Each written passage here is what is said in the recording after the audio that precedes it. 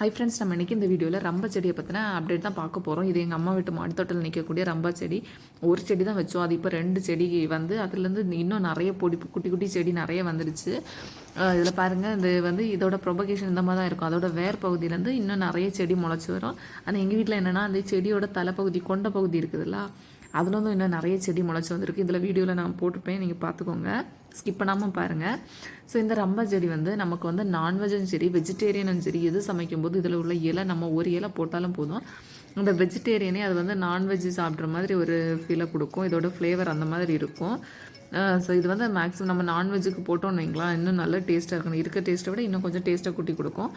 இந்த செடியை வந்து எந்த மாதிரி நடணும்னா, இப்போ நான் கையில் எடுத்து வச்சுருக்கேன் ஒரு குட்டி செடி, இந்த மாதிரி இதை அடர்த்து எடுத்தாலே போதும்.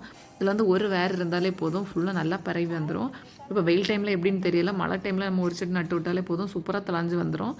நம்ம மண்ணில் நட்டால் இதில் நிறைய செடி வந்துக்கிட்டே இருக்கும், ஒரு காடு மாதிரி பரவி வந்துடும். ஆனால் இது வந்து நாங்கள் மாடி தோட்டத்தில் ஒரு சின்ன சாக்கு பையில் தான் வச்சுருக்கோம். ஸோ அதுவுமே இந்த பெரிய செடியாக இருக்குது.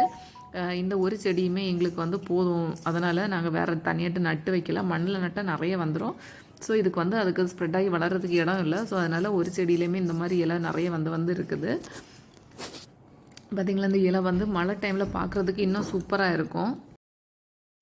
Thank you friends. என்னோட இந்த அப்டேட் உங்களுக்கு யூஸ்ஃபுல்லாக இருந்தால் லைக் பண்ணுங்கள், ஷேர் பண்ணுங்கள், மறக்காமல் நம்ம சேனலை சப்ஸ்கிரைப் பண்ணுங்கள், உங்கள் ஃப்ரெண்ட்ஸ்க்கும் ஷேர் பண்ணுங்கள் ஃப்ரெண்ட்ஸ். தேங்க்யூ.